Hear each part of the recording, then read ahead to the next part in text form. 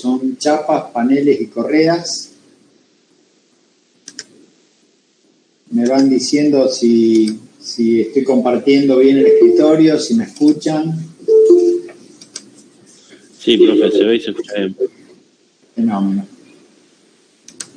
Bueno,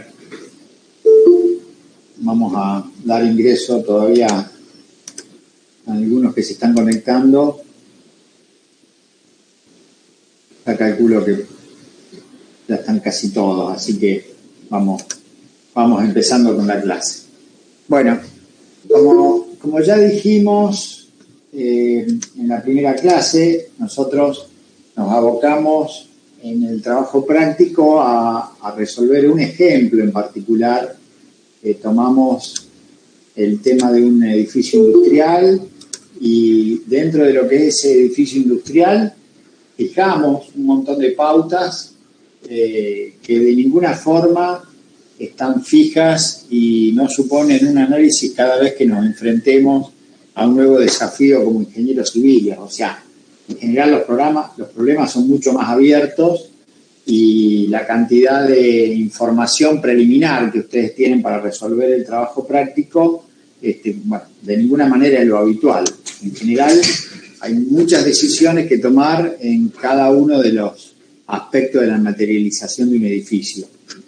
El proyecto entonces es mucho más complejo que simplemente calcular una dimensión de perfil o un espesor de chapa, sino que parte por decisiones que hacen a la funcionalidad, al costo, a la estética, a distintos aspectos que, en este tema nomás ya lo vamos a ver. O sea, nosotros en el trabajo práctico elegimos colocar una cubierta de chapa revestida, que es una chapa que se denomina Sincalum, y en un formato que es la T101, y con un espesor determinado, y lo que hacemos es verificarla.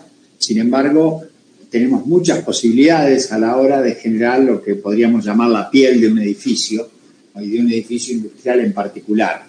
De la misma forma, las correas para nuestro edificio industrial son perfiles C conformados en frío, trabajando como elementos simplemente apoyados, y también eso es para ustedes un dato, pero sin embargo a la hora de decidir qué tipo de elemento vamos a usar en un edificio en particular, esto supone muchas opciones que, de ninguna manera debemos descartar sin analizarlas debidamente. Entonces, empecemos por el tema de la chapa del edificio. ¿Qué posibilidades tenemos? ¿Qué desventajas o ventajas puede tener cada una? Bueno, en primer término, en cuanto al material que forman las chapas, no solo tenemos chapas metálicas revestidas, sino que hay chapas de fibrocemento y chapas plásticas. Las chapas de fibrocemento fueron muy utilizadas, en realidad en combinación con un elemento que era el asbesto, que se comprobó después de muchos años de uso que era cancerígeno y se dejó de usar.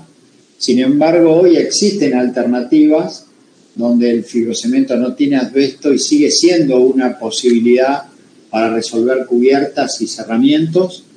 La principal ventaja es el comportamiento frente a la corrosión, y por eso siguen siendo usadas para algunos pocos destinos, pero estas chapas de fibrocemento siguen siendo una alternativa para lo que es el cerramiento de edificios industriales.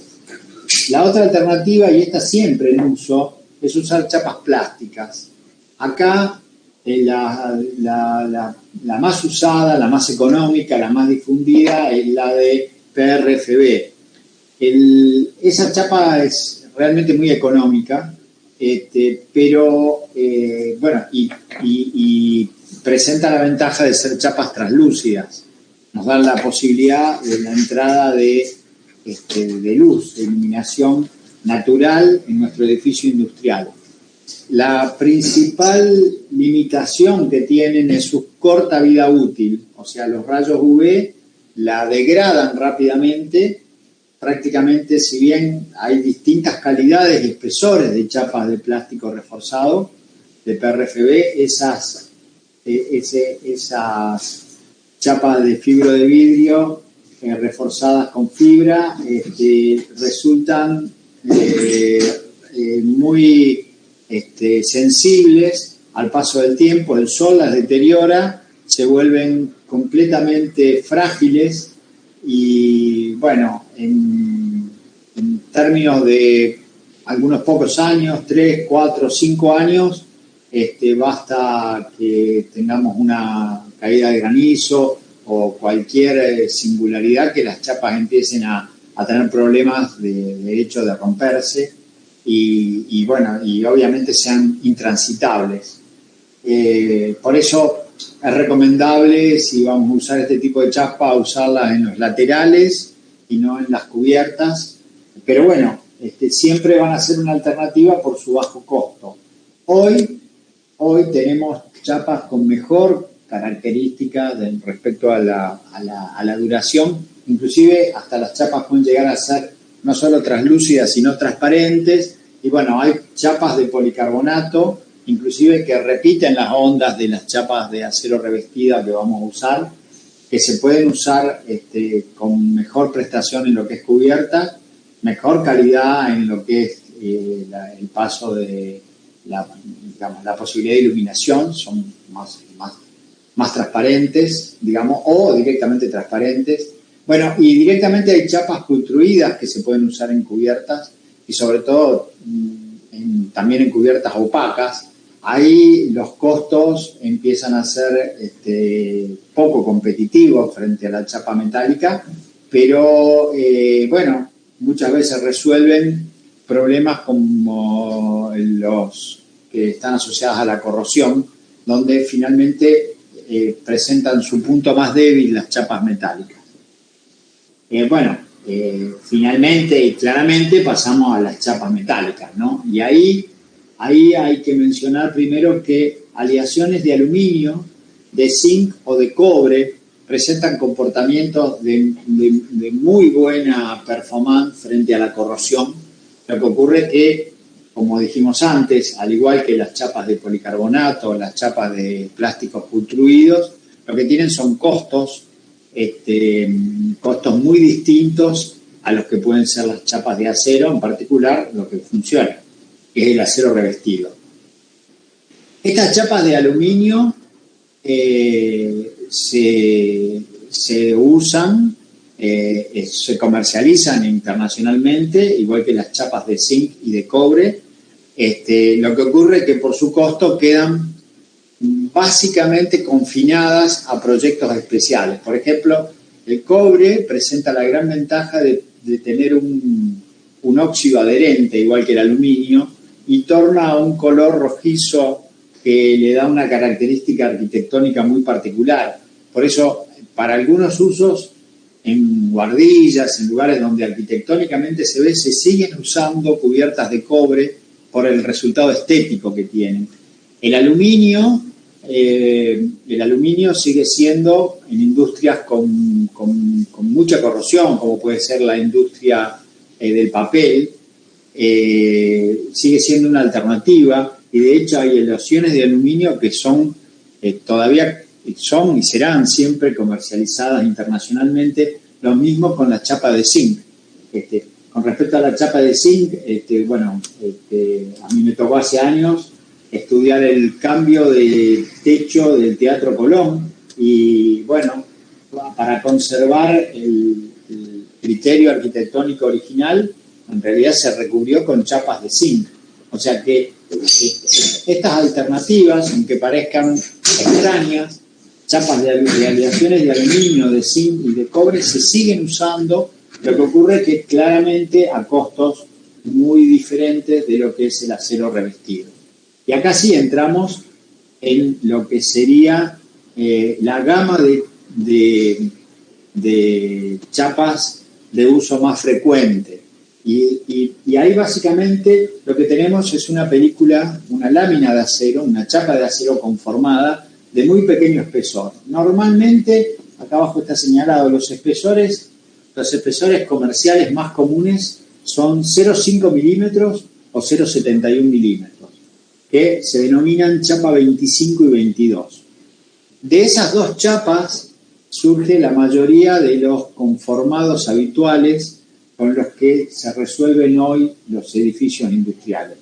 En particular, en el trabajo práctico, vamos a usar un tipo de chapa que está revestida con una mezcla de aluminio y zinc, que se llama zinc-alum, y de los dos espesores más comunes comerciales, vamos a usar lo que es la chapa 22, o sea, la de 0,71 milímetros de espesor. Ahora, la chapa 25 también es usada habitualmente. Presenta algún cuidado especial en cuanto a la transitabilidad. Si uno pisa descuidadamente la chapa, sobre todo en la onda superior, puede llegar a bollarla la chapa, pero bueno, como son techos donde el acceso es limitado, con los cuidados pertinentes es una solución, y por economía es una de las soluciones más habituales. Ahora, ¿con qué revestir la chapa? Fue motivo de muchos estudios, o sea, desde hace años, que la chapa tradicionalmente se recubría con zinc. El recubrimiento con zinc es un recubrimiento muy eficiente. El galvanizado, que es el recubrimiento con zinc, presenta la virtud de que el zinc funciona como un material de sacrificio en la corrosión frente al acero. Y es un sacrificio desde el punto de vista químico, o sea, lo que provee es la capacidad del zinc de oxidarse antes de que comience a oxidarse el acero que está recubriendo. Entonces, nos garantiza un periodo de vida útil de la estructura hasta que efectivamente el alma de la chapa, o sea, la parte de acero, empieza a sufrir la oxidación.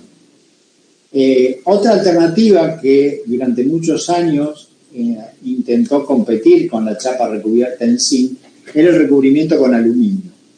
Lo que ocurre es que la protección con aluminio es como la protección que logra la pintura, es totalmente pasiva, o sea, lo que esté recubierto, igual que una superficie que está pintada, está protegida de la oxidación, pero no por un principio químico, sino por un principio puramente mecánico. O sea, está la pintura, o en este caso el aluminio, cubriendo la chapa y basta que la chapa esté agujereada, se corte, se raye, para que la pérdida de ese recubrimiento dé lugar al ingreso y al avance de la oxidación.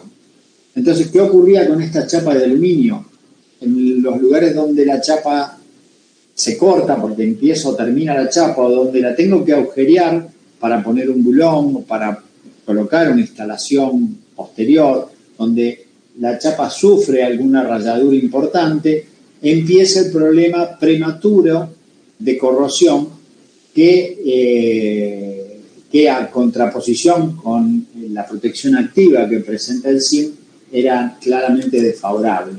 Pero ¿qué ocurría? La protección de aluminio como película cobertora resultaba muy eficiente, y el zinc en espesores similares es antieconómico. Entonces, bueno, desde hace ya muchos años se descubrió que una combinación de la chapa de zinc y aluminio, o sea, que la cobertura sea una combinación de ambos productos, era la solución de mayor vida útil. Entonces, hoy tenemos comercializado en prácticamente la mayor parte de los lugares del mundo la alternativa zinc-alum. Acá es una marca comercial, pero la idea es una idea que, bueno, que ha logrado un poco mezclar las ventajas de estas dos coberturas.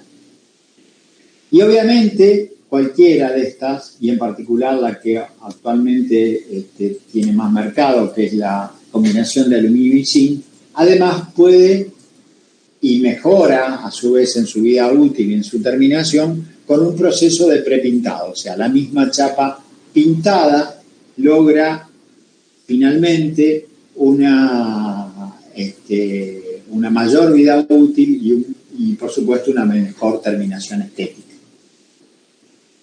Respecto de estas chapas de acero revestido, y esto en realidad vale para cualquiera de las chapas que estuvimos mencionando, o sea, chapas plásticas, de fibrocemento, o de aleaciones de distintos metales, aluminio, zinc, cobre, todas pueden ser, en definitiva, conformadas, o sea, la forma de la chapa, para darle rigidez, puede ser, obviamente, modificada, optimizada con distintos objetos. Y entonces, para eso hay básicamente varias estrategias. Una es usar lo que se llama chapa engrafada. Estas chapas permiten, a través de soportes indirectos y el proceso de engrafado, evitar la colocación de tornillos. Entonces, logro techos que pueden tener muy pequeña pendiente y techos que, digamos, tienen garantizada, digamos, la estanqueidad.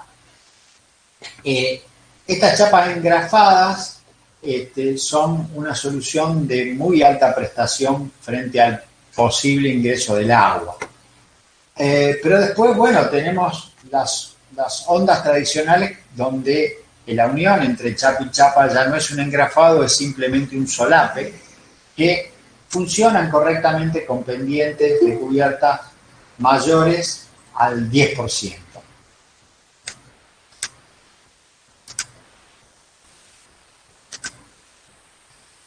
Dentro de estas variantes tenemos la chapa ondulada o chapa sinusoidal, que todos conocemos, la clásica chapa de cubierta, y las ondas trapezoidales, con distintas prestaciones en cuanto a su resistencia.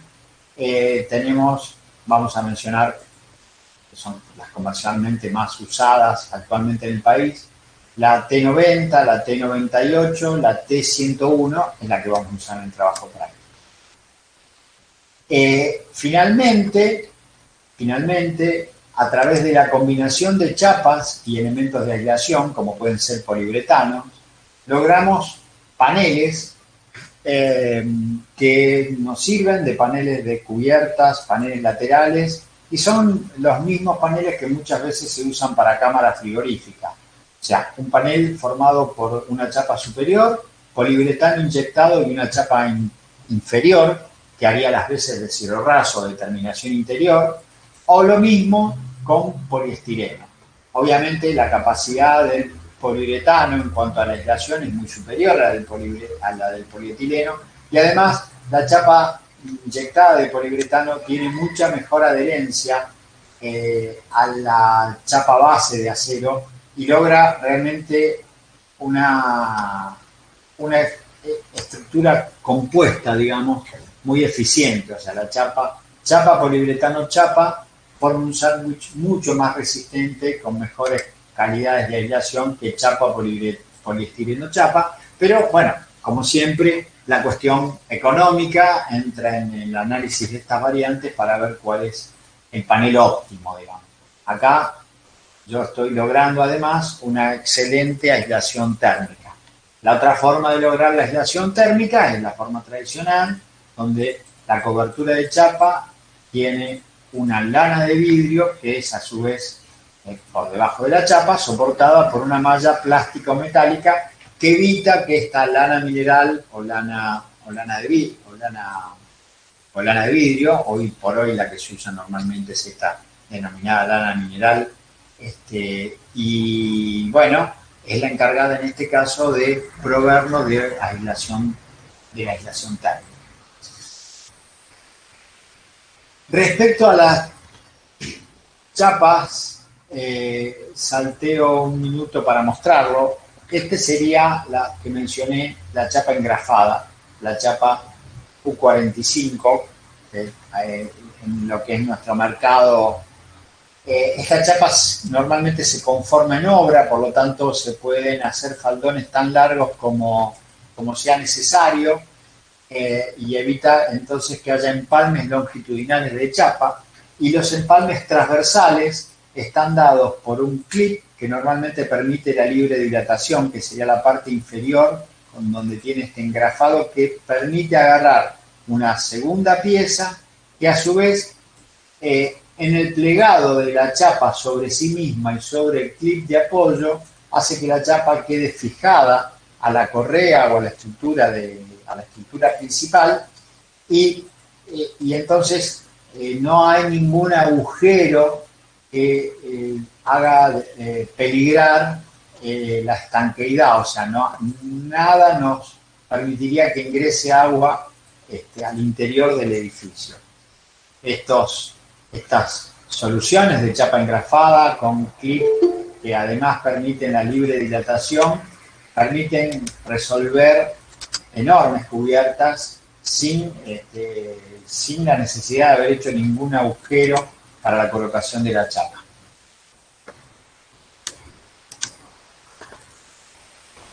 En el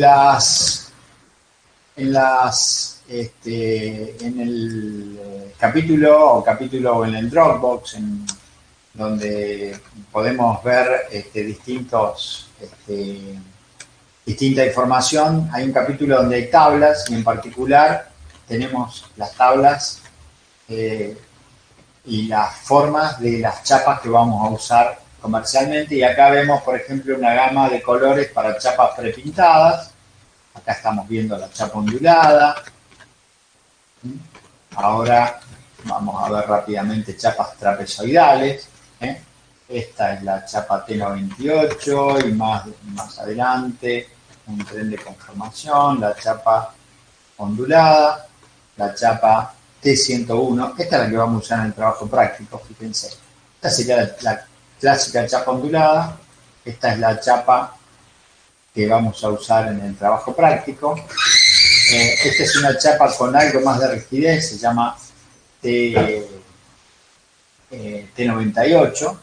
Y finalmente esta chapa, que es la T90, es una chapa mucho más alta, lo que podríamos llamar una chapa autoportante. Pero claro, después la resolución de los cerramientos de esta chapa en la cumbrera, de los cerramientos de esta chapa en la canaleta lateral, bueno, es mucho más compleja porque obviamente es difícil de lograr el sellado de estas grandes crestas que tiene la chapa. Bueno,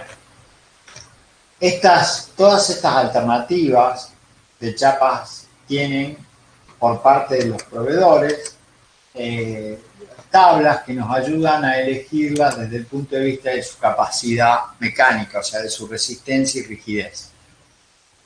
Lo van a usar ustedes en el trabajo práctico, lo vamos a practicar un poquito ahora, pero por ejemplo, si voy a la chapa T101, que es la chapa que voy a usar en la práctica, acá tenemos para los distintos espesores, T071, que es el espesor que vamos a usar, bueno, el ancho útil, la altura de la cresta, fíjense, son chapas que son fáciles de cerrar en los extremos, menos de 3 centímetros de altura de cresta, y acá tenemos la sección, el peso propio y, bueno, fundamentalmente, como se ve acá, las características, módulos resistentes, positivo y negativo, momentos admisibles, bueno, las características principales del material, digamos, de la chapa, que bueno, según funcione como un elemento simplemente apoyado como una viga continua, en nuestro caso sería una viga continua, tenemos muchos tramos de correas que le dan apoyo, bueno, y nos dice para distintas longitudes si es capaz o no de soportar el tránsito de una persona, el tránsito operativo de montaje, y después nos da la sobrecarga máxima por carga de presión, o sea, carga positiva, o sea, para una carga que va hacia el interior del edificio, que puede ser la carga gravitacional o un viento de presión, y también tenemos las capacidades de estas chapas en el caso de succión. Estas obviamente son cargas de servicio y son las recomendaciones del fabricante. En general, cuando uno usa algún elemento, digamos, de marca registrada, como puede ser una chapa, en este caso, o como dije yo cuando vimos el capítulo de Puente Grúa, si el proveedor del Puente Grúa es conocido, ya es el responsable del funcionamiento de ese mecanismo, bueno, las pautas de diseño conviene siempre hacerlas respetando las especificaciones del fabricante, siempre cubriéndonos con los mínimos que dicta el reglamento. Pero en este caso, siempre que tengamos información del proveedor de una marca o del fabricante de un elemento, las recomendaciones del mismo deben ser respetadas porque, bueno, quien mejor conoce las limitaciones de su producto.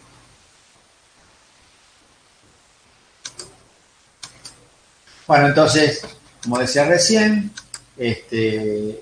tenemos distintas alternativas de chapas en cuanto a espesores y a conformaciones y a materiales, y para cada decisión que tomemos tenemos que conocer las características resistentes, rigidez y resistencia del producto que estamos usando.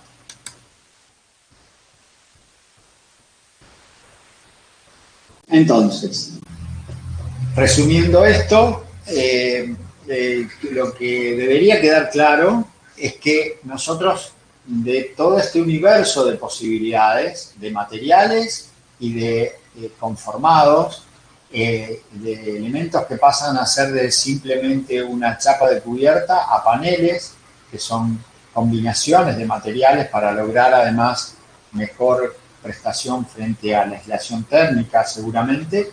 Bueno, de todo este universo nosotros nos quedamos con un caso particular, que es la chapa T101 número 22, que en definitiva es la que aplicamos al trabajo práctico.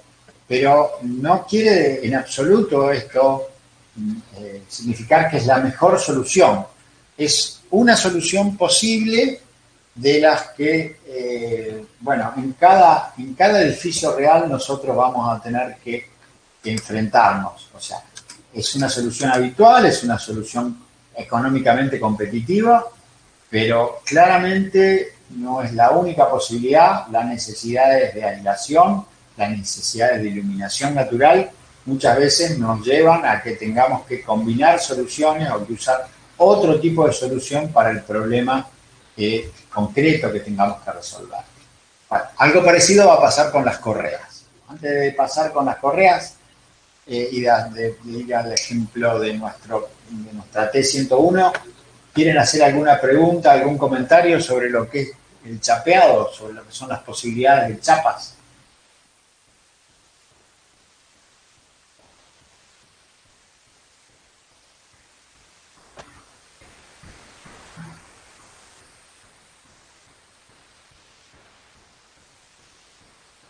A ver, por favor, si me dan alguna devolución para ver si además se está escuchando, se está viendo bien esta presentación.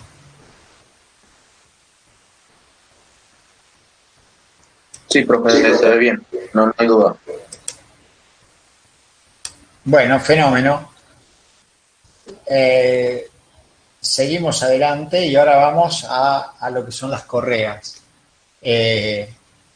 O sea, en orden, obviamente, la decisión a veces de colocar un panel en lugar de una chapa puede ser en el costo de la obra significativo, o sea, puede competir con lo que es el costo mismo de la estructura, o sea, son decisiones principales. Y algo parecido pasa con las correas, o sea, las correas son un elemento importante dentro de todo lo que es la estructura del edificio. Buena parte del peso de la estructura va a estar en estos elementos, que entonces, por lo tanto, la optimización por el tiempo de montaje y por las características que tienen no son para nada despreciables.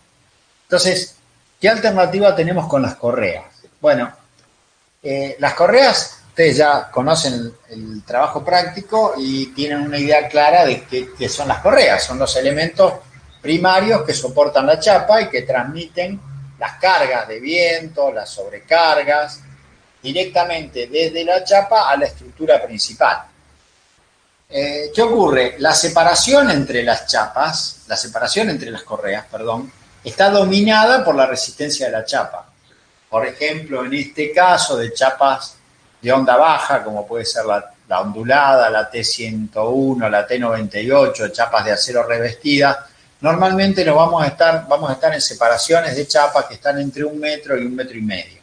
Con lo cual son muchas las líneas de correas que tengo que poner para resolver un edificio industrial como el que nosotros tenemos en el trabajo práctico.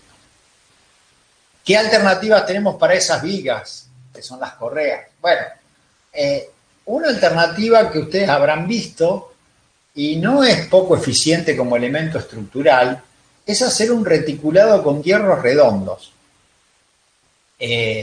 La correa hecha, generalmente una correa triangular que tiene las 3 caras reticuladas, hechas con cordones de hierro redondo y con zigzag de diagonales que también están hechos con hierro redondo. Esas correas las han visto ustedes, generalmente se usan asociado a los galpones parabólicos, donde también los reticulados, o sea, los pórticos principales son reticulados hechos con hierros redondos. Son competitivas desde el punto de vista de la cantidad de acero que yo necesito para generar la correa. Pero presentan 2 desventajas que prácticamente hoy las han quitado del mercado desde el punto de vista económico. Primero, la fabricación es artesanal. Necesito muchos cordones de soldadura para poder fabricar una única correa. Y además, a la hora de fijar la chapa a la correa, no lo puedo hacer con lo que hoy es el resultado más eficiente y económico, que son los tornillos autorroscantes, autoperforantes. Entonces, estas correas reticuladas han quedado en desuso. Si bien para algún caso particular pueden ser atractivas, para el uso general son antieconómicas. ¿Antieconómicas por qué? Porque requieren demasiado mano de obra en la fabricación y demasiado tiempo en el chapeado. Tengo que chapear con lo que llamamos gancho J, o sea, tengo que colocar un gancho que se enganche de hierro redondo, perforar la chapa y después colocar un tornillo con una arandela de neopreno para que no ingrese el agua. Ese trabajo es notablemente ineficiente frente a lo que permite el conformado en chapas de relativamente poco espesor, donde fácilmente yo puedo colocar desde el exterior un tornillo que agujerea la chapa, agujerea la correa, forma su propia rosca y aprieta su propia arandela de neopreno. O sea, en una sola operación logro yo resolver el problema. ¿Qué tiene el tornillo? El extremo del tornillo tiene una pequeña mecha, ¿sí? Y el acero del tornillo es de una dureza tal que forma sobre la correa, sobre el perfil de conformado en frío, genera la propia rosca que aprieta una arandela de neopreno sin romperla, porque lo que hago es interponer entre la máquina de agujerear o de atornillar y el tornillo un embrague que a determinado torque deje de apretar y simplemente zafe al llegar a la apretadura deseada. Entonces, calibrando un poco el uso de esto, yo logro resolver con perfiles conformados en frío, PCF, una solución muy eficiente. Claro, hay alternativas. Yo puedo armar reticulados a través de perfiles conformados en frío y competir con la correa, sobre todo para luces grandes, o en algún caso que las necesidades estructurales sean muy severas, puedo reemplazar el perfil conformado en frío por un perfil laminado en caliente. Pero en general, para estos elementos de menor porte, es antieconómico el uso de perfil laminado en caliente. El perfil resulta ser demasiado pesado, es más fácil lograr esa inercia y esa resistencia a la fricción con un perfil conformado en frío de pequeño espesor. Lo mismo que evitar el trabajo de hacer un reticulado singular, que para grandes luces podría ser competitivo, pero en luces relativamente chicas no va a poder competir nunca con un solo perfil conformado en frío. ¿Y dónde está entonces la gran ventaja del perfil conformado en frío? Que el perfil junto con la chapa forma una asociación muy eficiente. ¿Por qué? Porque es muy fácil de tomar la chapa al perfil, ¿sí? Desde el exterior, con estos tornillos autoperforantes, autorroscantes, yo logro no solo fijar la chapa, sino logro también colocar la arandela que me va a dar la hermeticidad.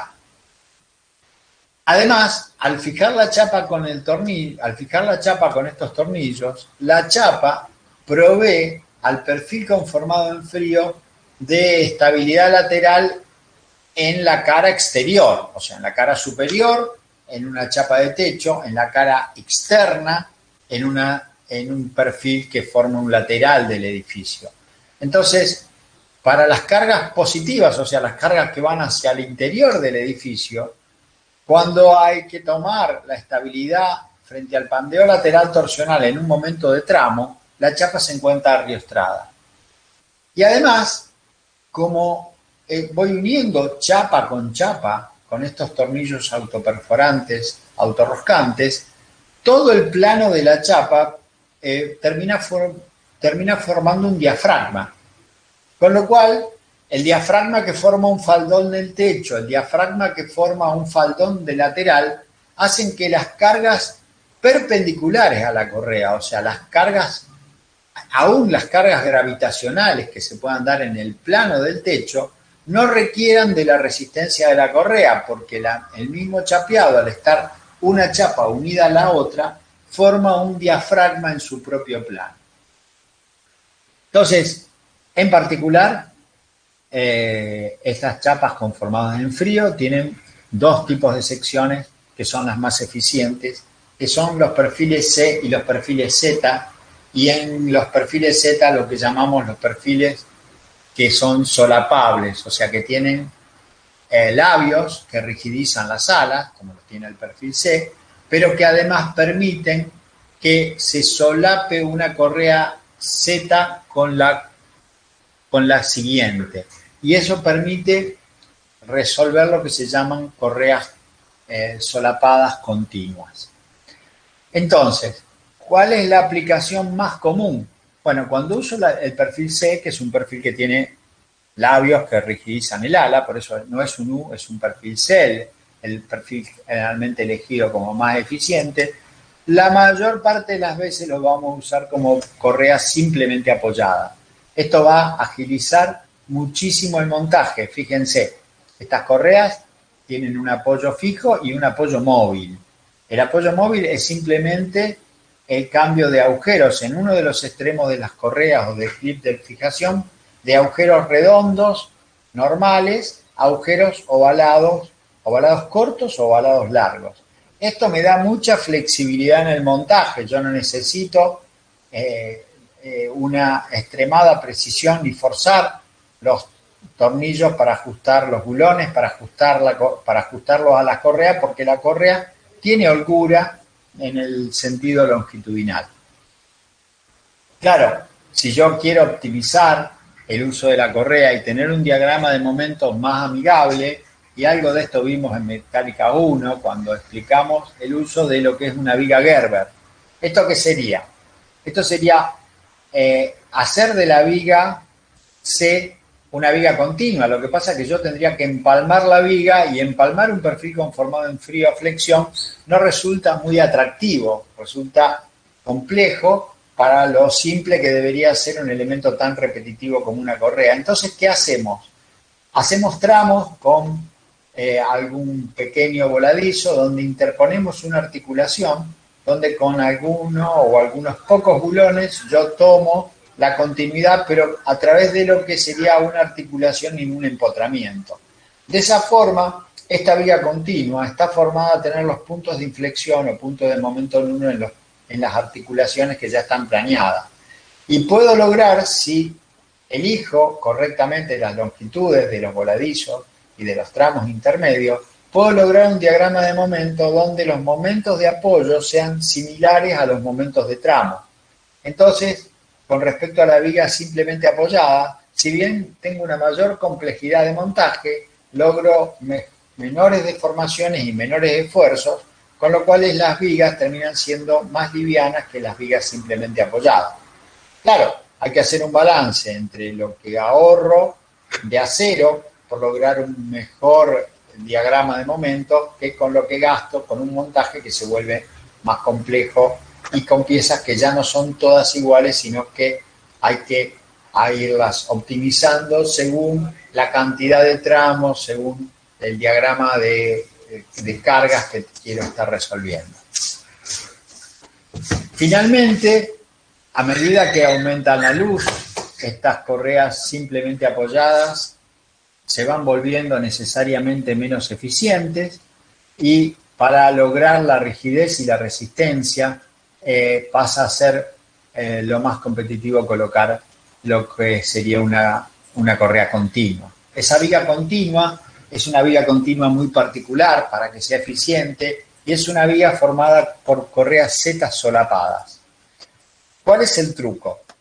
Cada correa tiene una longitud mayor a la longitud del tramo y entonces presenta, digamos, un voladizo hacia el tramo siguiente. Si yo solapo la viga que está dibujada en celeste con la viga que está dibujada en rojo, y fíjense que la forma de la correa permite justamente esto. El labio no tiene 90 grados, inclusive muchas de estas están ya fabricadas por el conformador con un ala un poco más grande que la otra, de forma de que hay, digamos, una forma óptima de solaparlas, de manera tal de que al solapar las correas, yo lo que logro es que en los tramos, en el centro de los tramos, tengo una única correa como elemento resistente, pero en los apoyos, al solaparlos, tengo que sumar la resistencia de las dos correas. Como normalmente en una viga continua de muchos tramos, el momento de apoyo central, el momento de apoyo en los apoyos intermedios es aproximadamente Q por L cuadrado sobre 24. Y los momentos de los tramos internos son aproximadamente Q por L cuadrado sobre 12. Exactamente la relación que tengo entre poner una y dos correas. Donde tengo mayor momento, que es en los apoyos, tengo el doble de sección disponible. En los tramos, donde el momento es menor, tengo un solo elemento resistente disponible. Entonces, este truco de colocar correas solapadas me permite a mí, con elementos de menor porte, o sea, con elementos de una altura más reducida, poder resolver luces importantes. A los fines prácticos, a partir de los 7 u 8 metros de luz, nos conviene abandonar la viga simplemente apoyada, pasar a la viga Gerber, pero bueno, inmediatamente después resulta que ya en lugar de tomarme el trabajo, de todas maneras impone una viga singular como la viga Gerber, paso a la viga Z con apoyos solapados, donde como viga continua logro el resultado más eficiente en cuanto a velocidad de montaje y al peso de la estructura.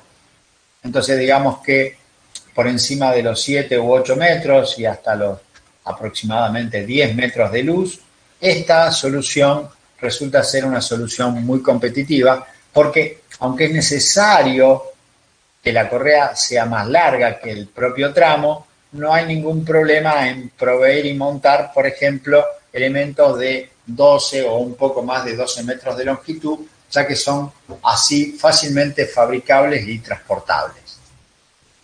Entonces, bueno, acá también en el trabajo práctico nosotros tenemos una luz y un enunciado que nos permite trabajar con la correa C simplemente apoyada, pero es muy importante que sepamos que no es la única solución que tenemos. O sea, nosotros podríamos haber colocado muchos menos pórticos, aunque estos pórticos van a estar más exigidos, y en lugar de apelar a simplemente correas C, pasar a correas Z solapadas.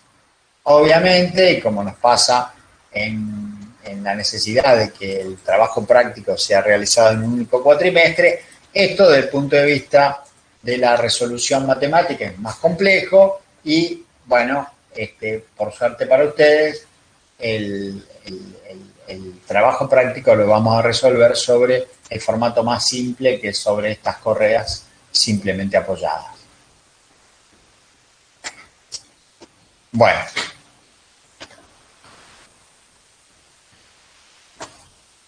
Ahora vamos a entrar un poco a la parte numérica, pasada esta introducción conceptual en cuanto a alternativas de chapas y correas. Bueno, de las correas también, ¿algún comentario, algo que quieran agregar, algo que quieran saber, alguna otra materialización que hayan visto y quieran discutir? Profe, a mí me quedó duda cuando explicó con los perfiles conformados en frío el efecto de generar un diafragma en su propio plano. Bien. Nosotros lo que vamos a hacer es tomar la chapa, una chapa como esta.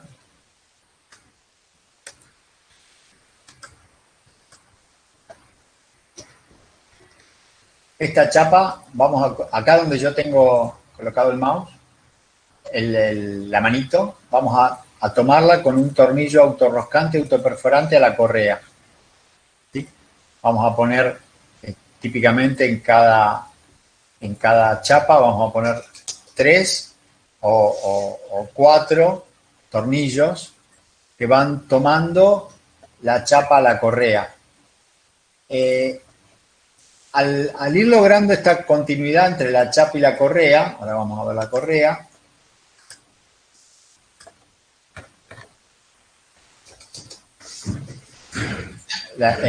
el tornillo entonces perfora la chapa, perfora la correa y forma toda la chapa un diafragma. Cada chapa tiene aproximadamente 1 metro de ancho. Entonces, por ejemplo, si tengo un faldón de 6 metros, las 6 chapas que cubren toda la luz de la correa están trabadas entre sí y trabadas al ala superior de la correa. Y entonces, si yo intentase deformar lateralmente este conjunto, en el plano de la chapa, todo se mueve como un rígido, porque es como si fuera prácticamente una viga de gran altura toda la chapa. Entonces, eso resuelve 2 problemas fundamentales. Resuelve la flexión en el eje de menor inercia de la correa, porque no hay cargas, es la misma chapa la que se encarga de resolver esos esfuerzos en el plano, y resuelve la estabilidad lateral del ala atornillada, ¿no? La otra ala todavía hay que discutir qué pasa, porque no está debidamente tomada. La chapa toma el ala, por ejemplo, el ala superior y no el ala inferior.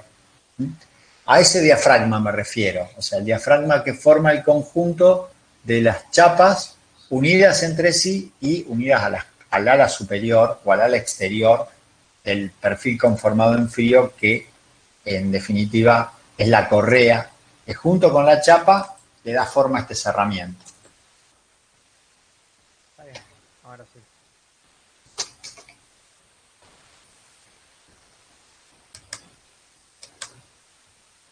Gracias.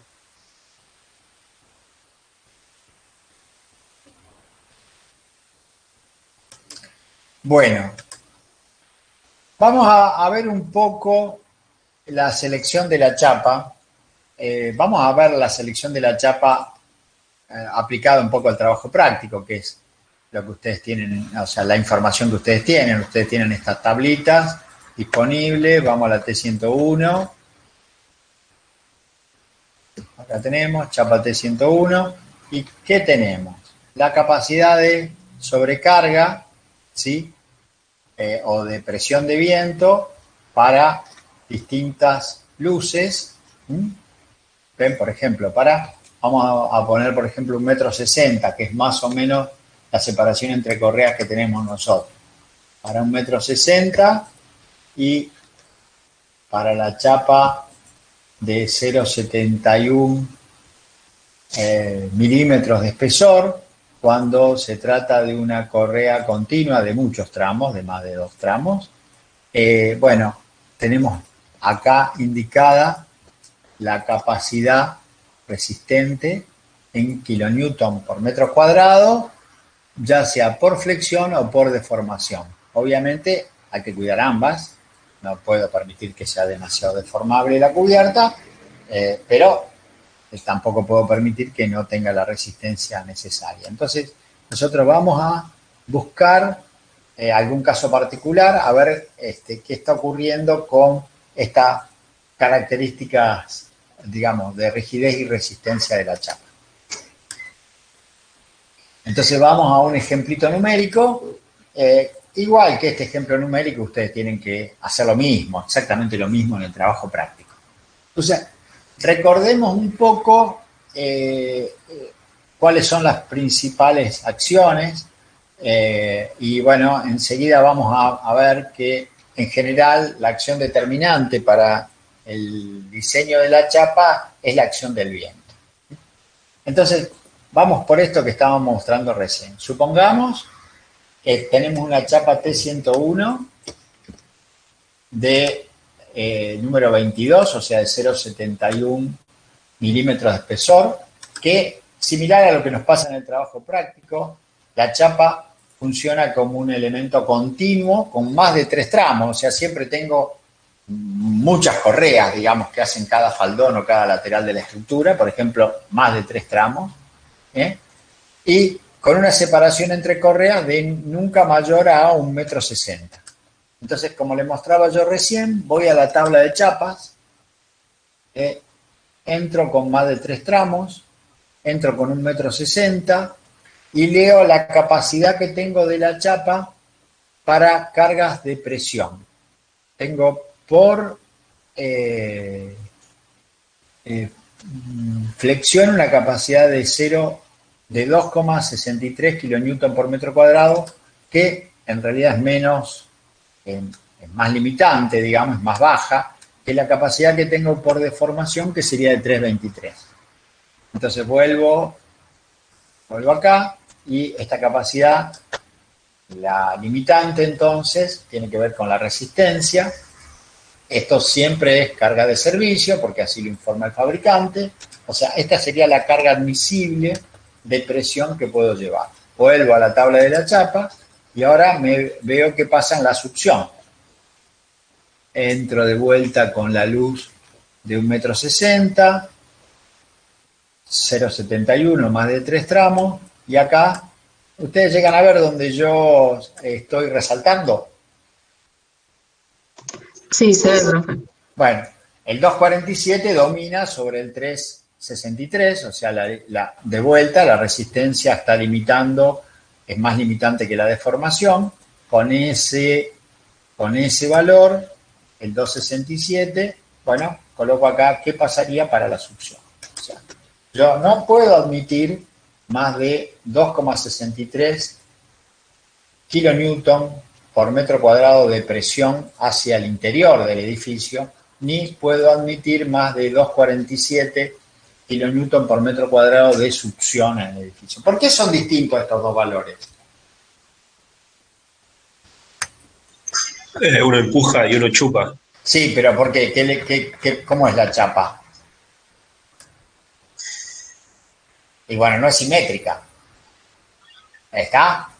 Cuando hay presión,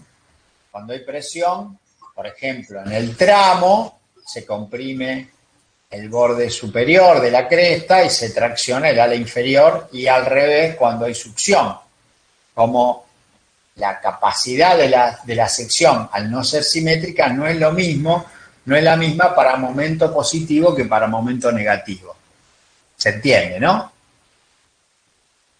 O sea, la inercia, aún la inercia efectiva, que es la que hay que calcular, porque hay que tener en cuenta que esta es un perfil conformado y por lo tanto tiene zonas efectivas y zonas no efectivas, pero siempre, en cualquier caso, el resultado no va a ser simétrico, ¿sí?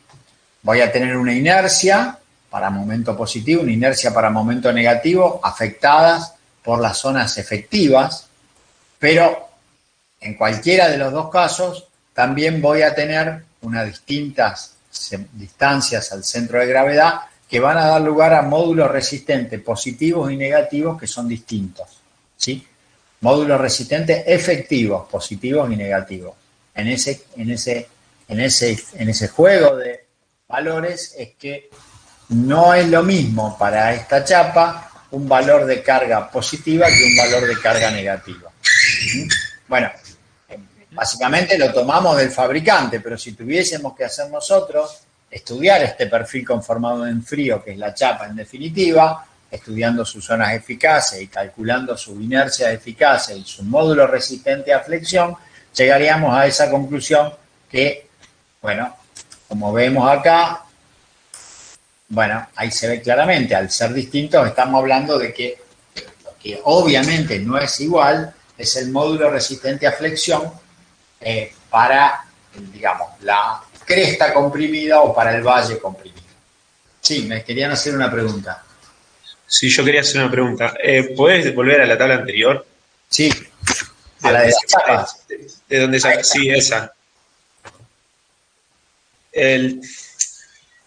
Si en este caso, por ejemplo, la flexión era más chica, o sea, la flecha, ¿qué dice? Flecha y flexión. Si la flecha era más chica, yo iba a tener que usar el valor de la flecha. Suponete que esté acá en este caso. Claro. La chapa de ser acá, para 1,60 m, acá está dominando la flecha. En ese caso, vos tenés que usar este valor. Por una cuestión, porque el fabricante, cuando vos ves acá, él da como flecha máxima L sobre 200. ¿Y por qué hay que respetarlo esto? Como yo les dije en Metálicas 1. Las deformaciones tienen varios condicionantes que tener en cuenta. Una es muchas veces un aspecto de confort, pero a veces también es un aspecto de funcionamiento. Probablemente estas chapas, si yo le permito deformaciones más grandes, por ejemplo, el empalme no es continuo entre una chapa y otra, lo hago con tornillos sobre la línea de correas. Entonces, a lo mejor, si yo permito que la chapa tenga deformaciones más grandes, ya no puedo asegurar de que, por ejemplo, el agua no pueda, con el viento, entrar entre una onda y la otra, digamos, en el tramo interno entre correa y correa. Sería a lo mejor, por la experiencia del fabricante, desaconsejable que la chapa fuera más deformable, ¿sí? Entonces hay que respetar los parámetros en este caso, del fabricante de un producto, ¿sí? Si me dice que no supere la flecha de L sobre 200, que por otro lado ustedes saben, ya estuvimos viendo en Metálica 1 y ya algo estuvieron viendo en Metálica 2, o sea, las restricciones de flechas hay que respetarlas igual que las de resistencias, es casi, como vieron ustedes en la vía carrilera, casi que conviene primero ver, no superar las deformaciones admisibles y después elegir el perfil que aguante, digamos. Bueno, en la chapa pasa lo mismo, aunque no es muy severa la verificación, L sobre 200 es una de las verificaciones menos exigentes que podemos tener, pero bueno, pero eso hace que no pueda dejar yo cualquier deformación aceptable para un buen funcionamiento de un techo, ¿sí? Porque no se olviden que el techo no solo, digamos, está para tapar el sol, sino que, bueno, eventualmente, por ejemplo, cubrir la posibilidad de ingreso de agua en una lluvia importante, donde por ahí probablemente también haya efectos de viento, bueno, hace que esta limitación deje de ser una limitación caprichosa o arbitraria y, bueno, el fabricante nos impone que respetemos estos límites, ¿sí? Bueno, podría darnos uno solo, podría darnos el menor de los dos y listo, pero bueno, por la forma en que se fabrica la tabla, en realidad son dos parámetros distintos, resistencia y rigidez. Nos están dando dos características y bueno, efectivamente, como preguntó alguien hace un ratito, podría ser que nos limite la flecha y no la resistencia, y en cualquier caso ese sería el limitante, ¿no? Vuelvo a un caso cualquiera, por ejemplo 2 metros de separación para esta característica de chapa. Acá yo no podría nunca permitir más de 1,1 kilonewton por metro cuadrado para ese caso.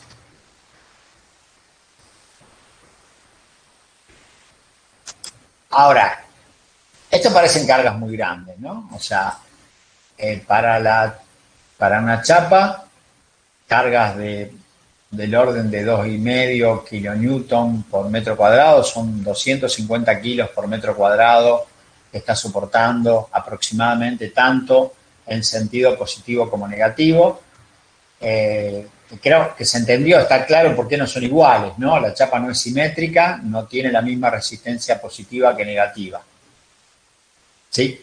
¿Qué chapa tendría la misma? Y la chapa ondulada, por ejemplo, ¿no? O sea, vamos a verla para que se entienda esta idea.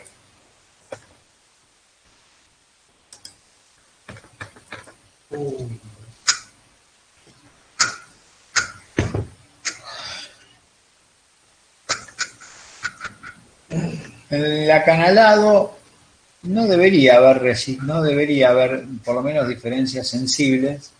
Sin embargo, hay una pequeña diferencia. En la chapa acanalada, acá da una pequeña diferencia entre momento positivo y negativo. Debe haber alguna simetría que no se alcanza a ver. A ver, vamos a ver la forma de la chapa.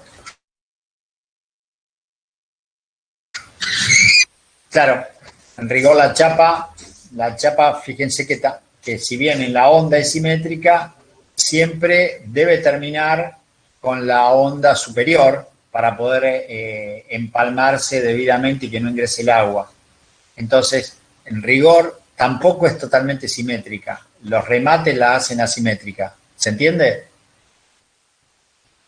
O sea, la chapa hay que ponerla así, no se puede poner al revés. Porque esta es la forma en que evito que ingrese el agua. Cuando solapo una chapa con la otra, la onda tiene que quedar sobrepuesta a la parte superior.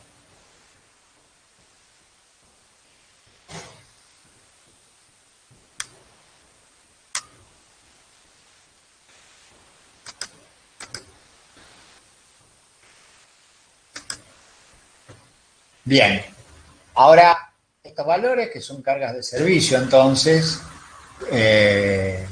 ¿contra quién los comparo? Bueno, con las cargas de servicio que impone el viento. Vamos a un ejemplo.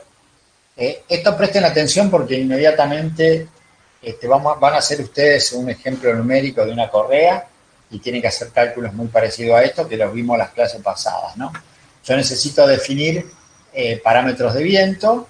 Entonces, por ejemplo, tomo una exposición B, una correa de techo, una chapa de techo que esté a 15 metros de altura, con un coeficiente entonces caseta de 0,81. Asumamos un índice, un uso con un I igual a 1, KD es siempre 0,85, tomemos 1 también el factor topográfico, y entonces la presión del viento básica, repito, hay que definir la exposición y la altura siempre para poder sacar el caseta. Bueno, conocer la velocidad del viento, supongamos acá en Rosario, 50 metros por segundo. Entonces, mi cuenta es 0,613 por el 0,81, que es el caseta, por el 1, que es el factor topográfico, por 0,85, que es KD, que es para un edificio industrial similar al del trabajo práctico, 50, la velocidad del viento al cuadrado, y 1, que sería la importancia de la construcción, el índice. Bueno, la presión QZ es 1,05 kilonewton por metro cuadrado. Ahora bien, ¿qué ocurre? Yo tengo que ver cuál es el coeficiente eólico, por ejemplo, para un edificio cerrado, y en zona 2 y 3, y ahora entonces voy al reglamento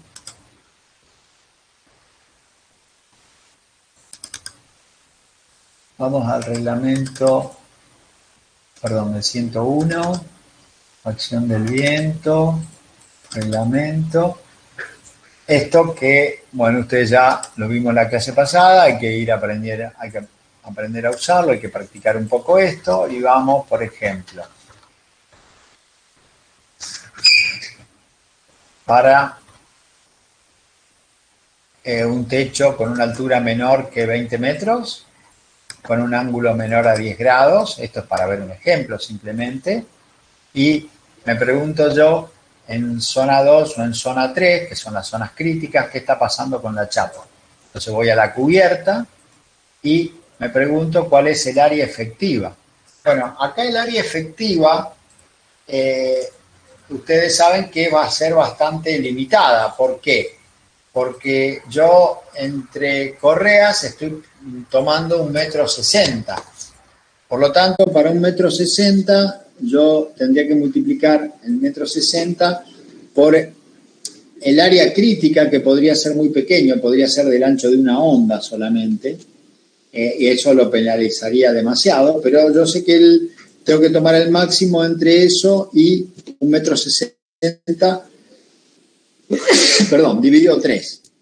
Esos son 53 centímetros de ancho, o sea, el máximo entre el área tributaria efectiva, que sería el largo entre correas, por el ancho de entre crestas, que pueden llegar a ser, no sé, 30 centímetros, o la luz dividido 3, que en este caso, bueno, 1,60 m dividido 3 es 53 centímetros. Por 1,60 m me da un área de menos de 1 metro cuadrado. Con menos de 1 metro cuadrado, yo cuando mire los coeficientes eólicos de succión, voy a estar en valores que en zona 2 o en zona 3 es 1,8 o 2,8, menos 2,8 como coeficiente G por C sub P. Entonces, ¿qué ocurre? Vuelvo a la tabla, perdón. 1,8 para zona 2, 2,8 para zona 3. Este valor no va a ser significativo. En la presión voy a estar seguramente muy cómodo. Entonces vuelvo a ver qué pasa con esta chapa. Y bueno, con 2,8 más la presión interior 0,18, todo eso multiplicado por el QZ, llego a una presión de 3,13. Mientras que en zona 2 llego a una presión de 2,08. ¿Qué está pasando? Bueno, en rigor, si yo ahora veo lo que está pasando en todo el edificio, lo que va a pasar es que en zona 3 la chapa es insuficiente. Ahora, volvamos a ver el mapa. La zona 3 es una pequeña área en la esquina del edificio. Todo el resto del edificio, los coeficientes eólicos en las paredes, zona 4 y 5, fíjense los valores, 1,4, 1,1, son notablemente más pequeños que en estos vértices, que son la zona 3. El ancho de la zona 3 es muy pequeño, fíjense, el valor de A es el 10% de la menor dimensión horizontal o 0,4 de la altura. O sea, estamos hablando de valores que en superficie van a ser de realmente poca incidencia. Entonces, ahí tengo que buscar alguna solución ingenieril, o sea, me la tengo que rebuscar para que esto se vuelva más eficiente, y la propuesta, por ejemplo, es agregar ahí solamente alguna correa intermedia, o sea, en vez de cambiar la chapa, que no podría, sería un incordio trabajar con distintas chapas, lo que hago es, bueno, simplemente en las esquinas del edificio coloco una correa más, y con eso resuelvo el problema. Profe, ¿podría repetir lo del área efectiva? Sí, acuérdense que para el cálculo del área efectiva, para entrar a estas tablas, yo entro con el área efectiva. Y el área efectiva es la mayor de dos áreas. Una es la luz del elemento al cuadrado dividido 3. Y la otra, que es la luz del elemento por el ancho de influencia que tiene el elemento estructural. ¿Sí? Si fuera la correa, sería la luz de la correa al cuadrado dividido 3 o la luz de la correa multiplicada por la separación entre correas. En la chapa es el largo entre correas de la chapa, la luz de la chapa, multiplicado por la luz, de nuevo, dividido 3, o el más grande de los dos, o la luz multiplicada por la distancia estructural, que sería, por ejemplo, para la chapa, vamos a agarrar alguna chapa cualquiera para que me entiendan esto, por ejemplo, sería en el paso de la chapa. El área estructural de cada zona de carga estaría definida por el paso de la chapa. En el caso de la chapa ondulada, muy chiquito. Pero ¿qué pasa? Ni este paso ni este otro va a ser determinante porque, obviamente, la luz al cuadrado dividido 3 me da un valor más grande y ese es el que tengo que aplicar para entrar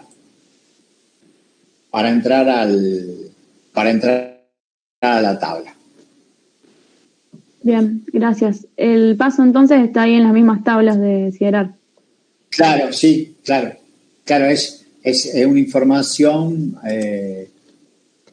ver acá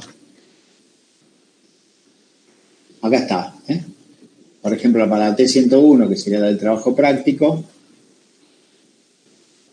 el paso es de 253 milímetros. Bien, gracias. Bueno, un segundito, a ver, ¿a qué hora lo planifiqué esto? Que no quiero meter la pata. Ejercicio de correa, que van a tener que hacer un ejercicio. Pero no importa, porque hay un montón de tiempo para hacerlo. No pasa nada. Vamos a seguir. Profe. Sí. ¿Y cómo en la zona 3, que usted dijo que ahí agregaríamos una correa intermedia, cómo sabemos que ya con esa correa intermedia verificaría? No, hay que volver acá, volver a la tabla. No lo sabemos, yo estoy suponiendo. Claro, vuelvo a hacer como... Hay que volver a la tabla, pero ¿qué pasa? Fíjate que claramente la intuición no puede funcionar muy mal. Si yo bajo de 1,60 m a 80 centímetros, ¿sí? Obviamente, fíjate que estos valores, ¿sí? Siempre, digamos, la luz, la carga por la luz al cuadrado. O sea, al reducir la luz a la mitad, se me va a multiplicar por 4 la resistencia. Bueno, es más, la tabla no llega a 80 centímetros, pero fíjate vos que de estos valores, a ver si estoy en la T101, estoy en la T101 y estaba en valores, estaba en 0,6, estos valores, fíjate vos que más que se duplicaron, ¿no? Y con 1 metro y no con 80 centímetros. Entonces, claramente va a resistir con la correa intermedia ese esfuerzo. ¿Está? Sí, perfecto. Y otra pregunta de las tablas. ¿Por qué hay una zona que es gris? Porque estos valores se supone que ya son tan bajos que no deberían usarse. ¿Sí? O sea, lo que me está diciendo con estas zonas grises es que estas chapas en estos usos son desaconsejables. O sea, es demasiado pobre la resistencia para que funcionen correctamente. Bien, gracias, profe.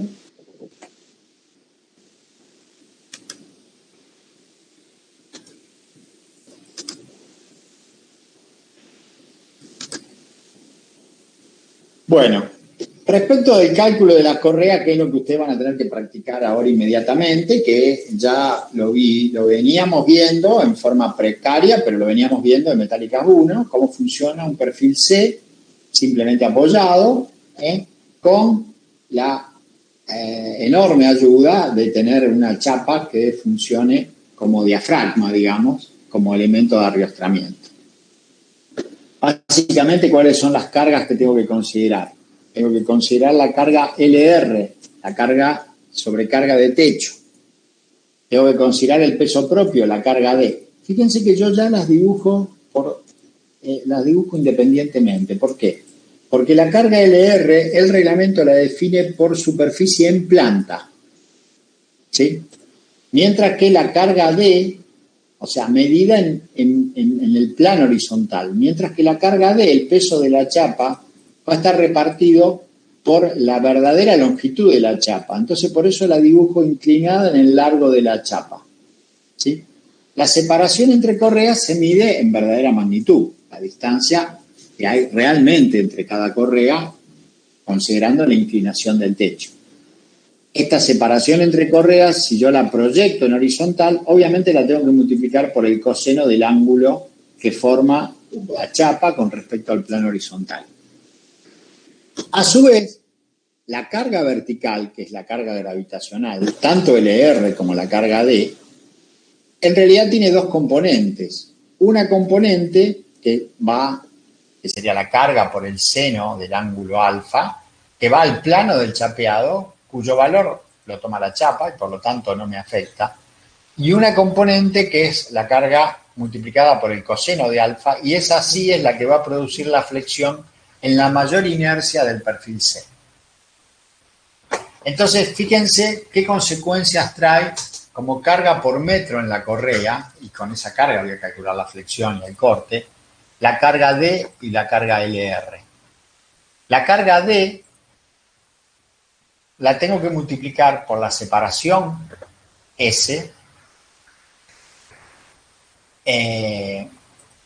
porque efectivamente aplica a toda la separación de correas, y a toda la luz entre correas de la chapa, y la tengo que multiplicar por el coseno de alfa. Mientras que la carga LR la tengo que multiplicar por S por coseno de alfa y otra vez por el coseno de alfa, ¿sí? Porque me interesa la componente en el sentido de la mayor inercia del perfil C y porque a su vez la carga LR está definida por unidad de longitud en planta. Entonces, concretamente, atendí a esto, que hay una pequeña diferencia, pero no es despreciable. La carga debido al peso propio es D por separación por coseno de alfa. La carga debida a la sobrecarga es LR por S, pero por el coseno cuadrado de alfa. Las componentes de las cargas por el seno de alfa son tomadas directamente por el diafragma que forman la chapa en el plano del faldón. A su vez, en la verificación de la estructura, tengamos en cuenta que gracias a estos tornillos autorroscantes, autoperforantes, ¿qué ocurre? Se evita la flexión en el eje débil, solamente tengo que calcular la flexión en el eje de mayor inercia. El ala superior está riostrada, cada distancia definida como 2 veces la separación entre tornillos. Esa longitud es tan pequeña porque yo voy a poner tornillos aproximadamente cada medio metro. Con lo cual, 2 veces esa distancia me termina dando una distancia de cálculo de 1 metro de LB.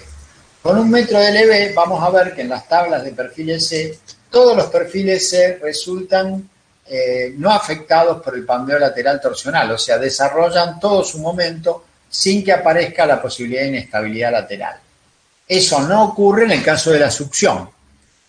En el caso de la succión, recordemos que tenemos que ver si la colaboración de la chapa en el plano superior es suficiente, y eso se hace a través de un coeficiente R que reduce la capacidad un 60, un 70, un 50%, según el caso, según la altura del perfil, donde entonces el momento ya va a estar limitado, obviamente, 0,9 de módulo resistente a flexión por la fluencia, pero multiplicado por este valor de R.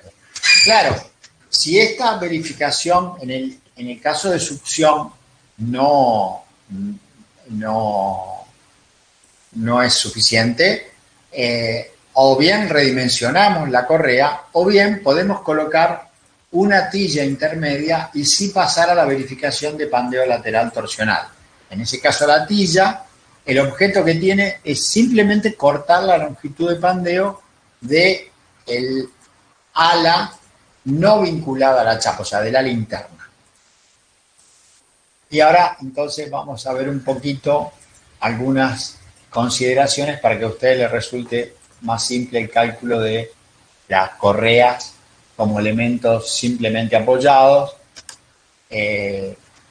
Y esto ya lo vimos en Metallica 1, lo repito ahora. Nosotros vamos a usar calidades de acero que estén por debajo de los 250 megapascales de fluencia, que es lo que hoy tenemos disponible en el país, y vamos a usar algunas de las correas que están en la tabla que tienen ustedes en los apuntes de la materia. Algunos de estos perfiles C. ¿Por qué? Porque estos perfiles C, les recuerdo, ya están diseñados de forma de que no existan problemas de abollamiento cuando trabajan a flexión según su mayor inercia, que es nuestro caso, ¿sí? Como ya están verificados para trabajar a flexión según su mayor inercia, utilizando esta tabla de perfiles, nosotros podemos directamente verificar la resistencia frente al pandeo lateral torsional cuando coloco tilla o directamente a través de R cuando se produce la flexión y no voy a colocar tillas como elemento adicional.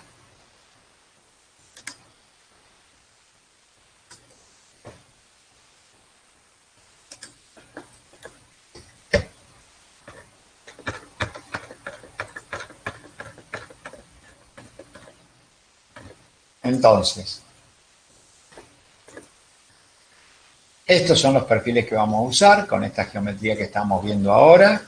Estos perfiles, como decía yo, ya fueron chequeados con una máxima tensión, elegidas las dimensiones de los perfiles para que con sus consideraciones de abollamiento resulten totalmente efectivos, ¿sí? Estas listas de perfiles, que son los que tienen ustedes, entonces no necesitan el cálculo de anchos eficaces, son totalmente eficaces. Los cálculos de flexiones, entonces, son muy rápidos. ¿Por qué? Porque cuando yo coloco una tilla, simplemente lo que tengo que hacer es seguir un proceso de cálculo que ahora es directo. Tengo que calcular la tensión FE a través de considerar el EB, la distancia entre puntos arriostrados, que sería, si coloco una sola tilla central, la mitad de la luz de la correa, y la inercia de la media sección comprimida, como es una sección simétrica porque esto es eficaz, es la mitad de la inercia alrededor del eje de menor inercia. Con lo cual, rápidamente yo puedo calcular FE y con FE, a través de estas fórmulas, calcular el FC, que multiplicado por el módulo resistente a flexión que tengo en la tabla de perfiles, me da el momento nominal por 0,9 el momento de diseño. Para este caso, que es una carga uniforme, el C sub B va a valer 1,29, lo pueden calcular ustedes, y por lo tanto, estas fórmulas rápidamente me permiten elegir el perfil. Si yo no coloco una tilla intermedia, los valores de R, que suponen la resistencia directa a flexión del perfil, van a valer 0,7 cuando el perfil tenga una altura menor que 165 milímetros. Si supero ese valor y hasta 216 milímetros va a valer 0,65, y si supero ese valor y no supero los 292 milímetros, 0,4. Entonces, yo voy a poder elegir en función de la capacidad que tenga el perfil C, con o sin la tilla, si elegí el perfil económico o no para mi problema. Como predimensionamiento, ustedes tienen estas tablas donde para luces de 4 y 6 metros tienen la capacidad de las correas calculadas. Bueno, justo están ustedes podrían predimensionar con una correa de 6 metros. Obviamente va a ser bastante el sobredimensionamiento que tienen. Lo que les quería mostrar acá, que esta longitud mínima para que funcione para carga positiva, digamos, para sobrecarga, los valores de arriostramiento que da el tornillo autorroscante autoperforante es más que suficiente. Fíjense que estos valores son todos mayores de 1 metro, esto que estoy mostrando ahora. Bueno, la verificación de flecha siempre la tenemos que hacer y bueno, y de ahí es muy fácil. Bueno, esta es una verificación, es una fórmula elemental, la tienen acá en el apunte. La deformación de una viga simplemente apoyada, 5 sobre 3,84, la carga por la luz al cubo, dividido la rigidez a flexión, módulo de elasticidad e inercia. En realidad, eventualmente acá podemos despejar directamente la inercia que necesitamos para la correa.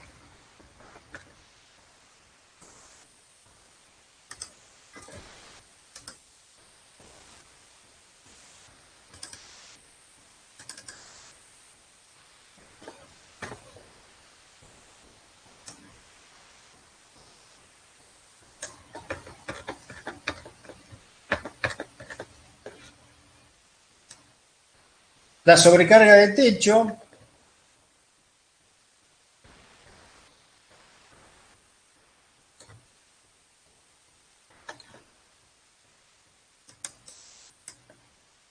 perdón, toqué algo.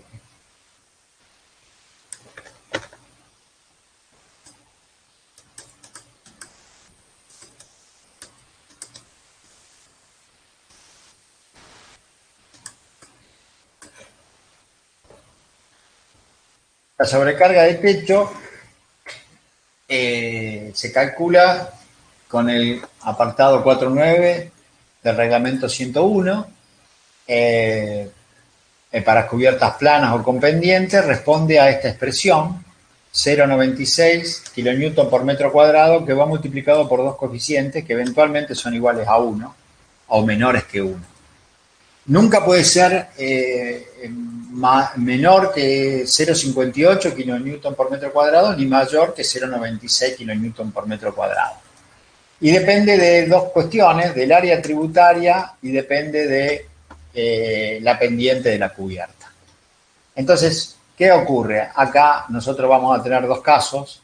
El caso de las correas, un área tributaria de menos de 19 metros cuadrados, obvio, la correa tiene menos que esa área tributaria y por lo tanto R vale 1.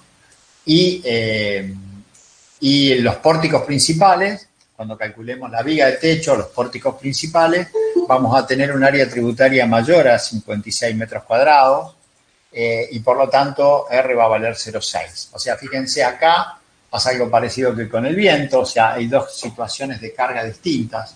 O sea, en la correa, este valor de R1 vale 0,6, perdón, vale 1, y en el pórtico principal vale 0,6.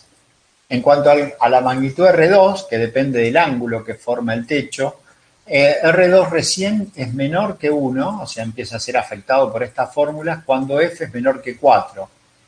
F es 0,12 por la pendiente del techo. Bueno, la pendiente nuestra del techo es un valor muy pequeño, es del 15%, por lo tanto, si hacemos la pendiente en por ciento, que es 15 por 0,12, estamos en un valor de 1,8, estamos muy lejos de ese valor de 4, que sería una pendiente a partir del cual R2 es menor que 1. Entonces, bueno, para nuestro caso también vale 1 R2. Con esto ya podemos determinar la carga en la correa, la LR, 0,96 obviamente, y en cuanto a la viga principal, 0,58. Ya vamos a discutir que en la viga principal también tiene sentido analizar la sobrecarga parcial, o sea, que esta carga de 0,58 ocupe medio techo y no toda la superficie de la cubierta. Bueno.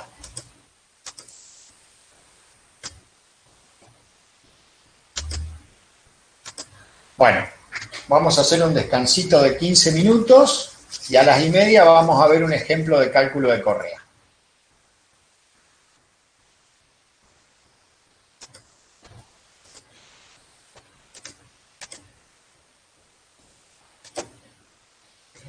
¿Sí? ¿Alguno que me haya estado escuchando? Dale, sí, perfecto. Dale. Fenómeno. Hacemos un descansito. Sí, profe. Perfecto.